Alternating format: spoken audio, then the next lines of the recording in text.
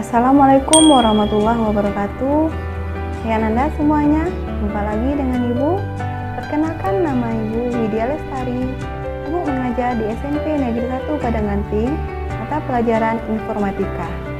Sebelumnya Ibu ucapkan selamat datang kepada peserta didik baru yang sekarang telah duduk di jenjang pendidikan yang lebih tinggi. Semoga semakin semangat dalam belajar dan menuntut ilmu. Materi Informatika untuk SMP semester 1 kelas 7 adalah mengenal fungsi perangkat keras serta sistem operasi dan aplikasi. Dalam materi tersebut kita juga akan membahas tentang sejarah perkembangan komputer. Dan itu akan menjadi materi perdana kita pada hari ini. Yuk langsung saja ikuti pembelajaran pada hari ini. Tetap fokus dan semangat belajar.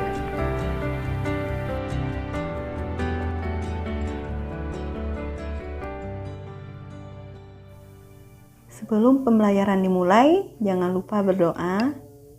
Dan kita masuk pada pembelajaran pertama. Sejarah perkembangan komputer. Oke, kita lihat dulu KD apa yang terkait dengan materi ini. Untuk kelas 7 di semester 1 akan mempelajari tentang fungsi perangkat keras dan sistem operasi serta aplikasi. Sehingga ini akan menjadi KD 3.1 untuk kelas 7 Informatika. Nah, dalam KD ini akan ada nanti materi mengenal sejarah perkembangan komputer. Sehingga tujuan pembelajaran pada pertemuan pertama adalah diharapkan siswa dapat mendeskripsikan sejarah perkembangan komputer masa lalu sampai sekarang. Sebelumnya kita kenal dulu apa itu informatika. Nah, Ibu yakin Ananda sudah sering mendengar istilah informatika, tapi pasti banyak di antara Ananda yang belum memahami apa pengertian dari informatika tersebut. Informatika adalah disiplin ilmu yang mempelajari transformasi fakta berlambang, yaitu data maupun informasi pada mesin berbasis komputasi. Informatika mencakup berbagai bidang ilmu, diantaranya ilmu sistem informasi, ilmu komunikasi, ilmu komputer, teknik komputer, dan aplikasi informasi. Dan semua itu akan tergabung dalam satu informatika. Kemudian, apa yang dimaksud dengan komputer? Nah, jadi untuk belajar lebih lanjut kita harus tahu apa itu komputer. Dan Ibu juga yakin kamu pasti sudah mengenal apa itu komputer dan seperti apa wujud komputer itu. Nah, kalau dilihat dari segi pengertiannya, komputer itu adalah suatu perangkat elektronik yang menerima data masukan, memproses data secara aritmatika dan logika, mengeluarkan hasil keluaran dan menyimpan data. Nah, itu dia yang disebut dengan komputer. Dia menerima data atau masukan, kemudian masukan tersebut diproses secara aritmatika dan logika, dan mengeluarkan hasil keluaran berupa informasi yang dibutuhkan oleh manusia nantinya. Komputer berasal dari bahasa Inggris yaitu to compute yang artinya menghitung. Jadi kata dasar komputer itu sebenarnya adalah to compute yang disebut dengan yang artinya menghitung. Kita lihat dulu peta konsep untuk materi kita di semester ini untuk KD 3.1 tadi. Yaitu kita akan membahas nanti bagaimana perkembangan komputer yang disebut dengan generasi komputer, kemudian perangkat keras komputer, dan perangkat lunak komputer. Nah, untuk generasi komputer kita akan melihat perkembangan komputer sebelum tahun 1950 dan komputer setelah tahun 1950. Sedangkan bagian perangkat keras kita akan melihat bagaimana jenis perangkat masukan, perangkat pemproses, perangkat keluaran, dan alat penyimpanan data pada komputer.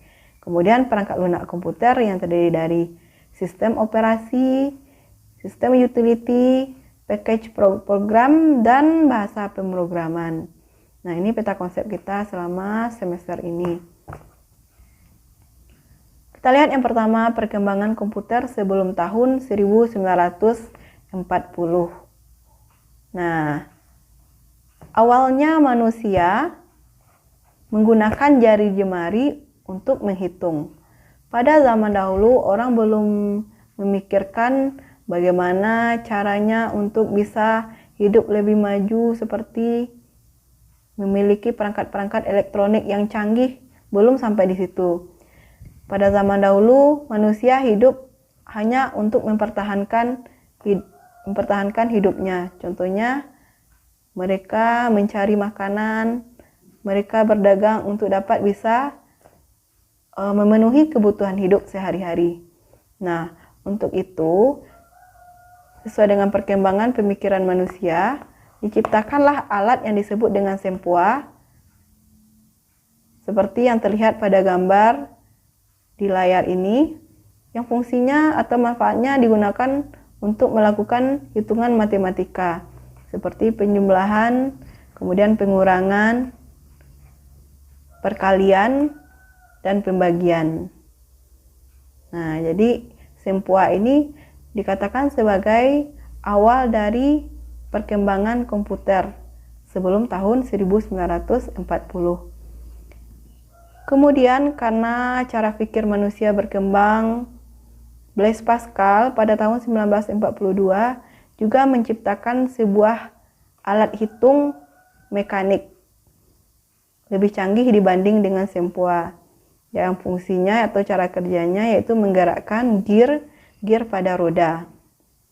Nah, bisa dilihat seperti ini bentuk mesin hitung tersebut.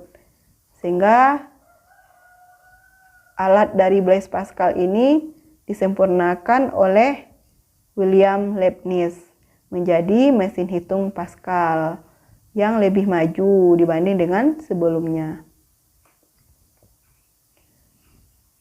Kemudian Charles Babbage pada tahun 1816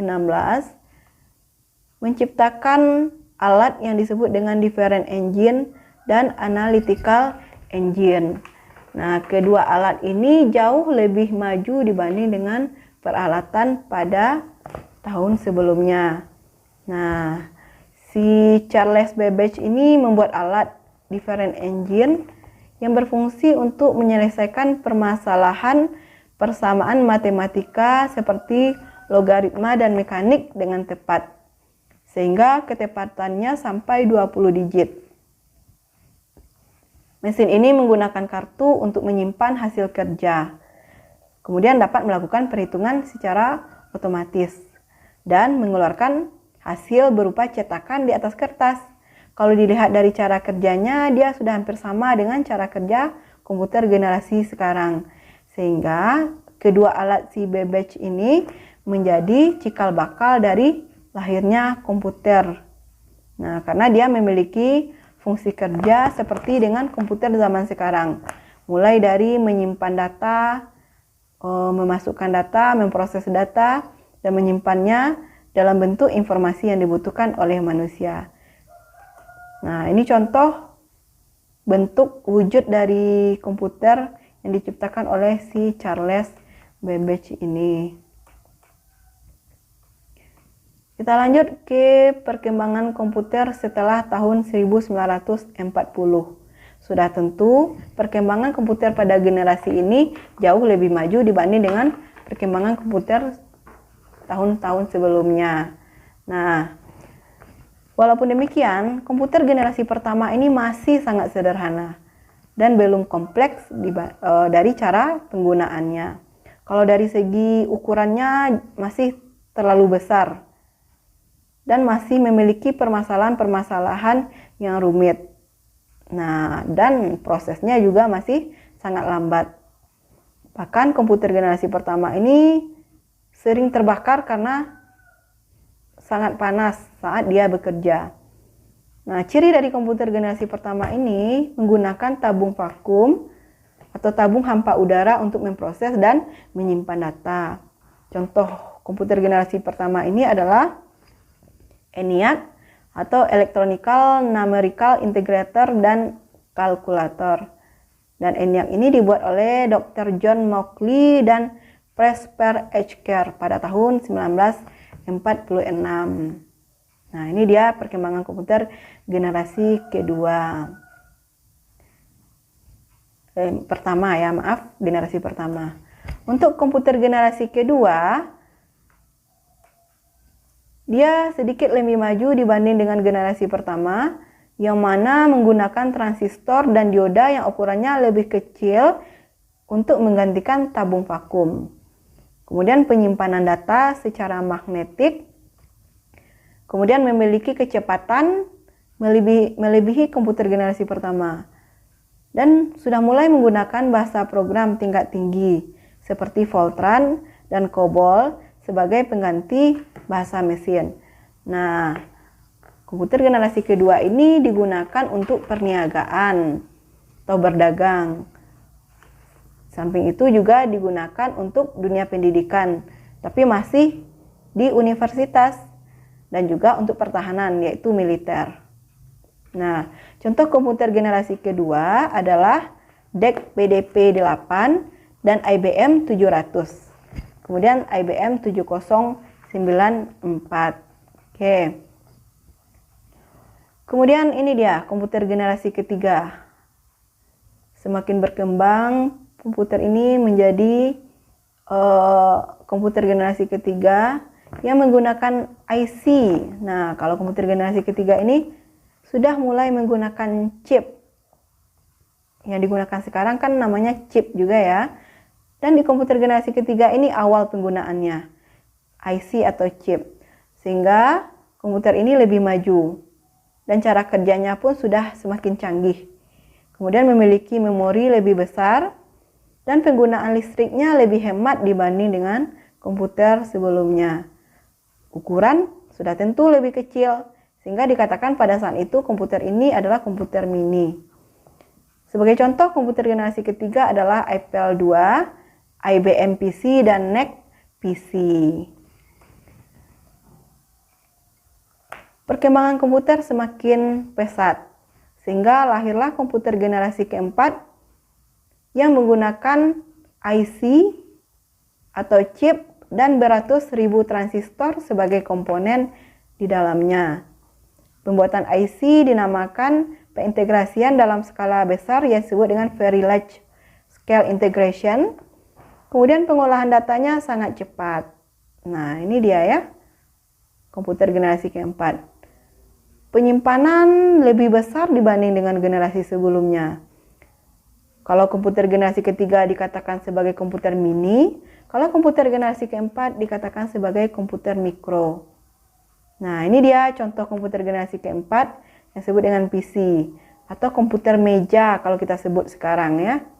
Beberapa teknologi dari IC generasi ini adalah prosesor, kemudian Pentium, Celeron, dan Core i3, Core i7,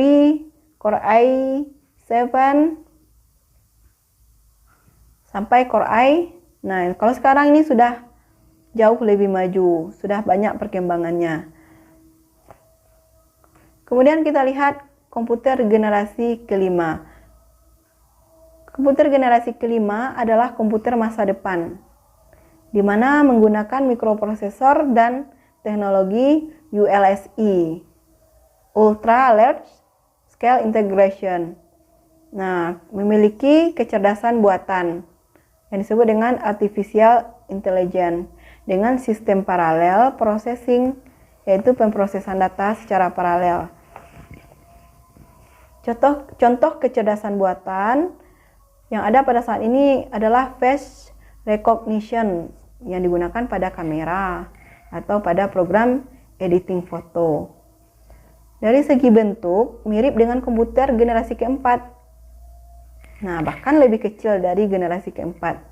Memiliki kualitas kerja dan tampilan menarik, serta kecepatan yang sangat tinggi. Serta memiliki kapasitas penyimpanan yang sangat besar sampai terabyte. Nah, kalau kita lihat komputer generasi kelima ini sudah mulai nampak kelihatan di zaman sekarang. Contohnya HP layar sentuh itu termasuk kepada komputer generasi kelima yang memiliki kecerdasan buatan. Nah, bahkan muncul robot-robot yang bisa menggantikan kerja manusia. Dan cara kerja robot itu adalah cara kerja dari sebuah komputer yang diproses, yang diprogram, memiliki kecerdasan seperti yang dimiliki oleh manusia. Nah, sekarang kita berada pada komputer generasi kelima. Namun, komputer generasi keempat juga masih dipakai sampai saat sekarang ini. Dan komputer generasi kelima ini masih dalam tahap pengembangan. Dan akan muncul komputer generasi ke-6, ke-7, ke-8, dan seterusnya. Oke, mungkin itu pembahasan kita mengenai sejarah perkembangan komputer. Nah, Ananda semuanya, selesai sudah pembelajaran kita pada hari ini. Semoga Ananda memahami apa yang telah Ibu jelaskan tadi. Jangan lupa baca buku, browsing di internet untuk bisa memahami lebih dalam tentang materi yang telah kita pelajari ini. Oke, sampai ketemu lagi pada pertemuan berikutnya. Assalamualaikum warahmatullahi wabarakatuh.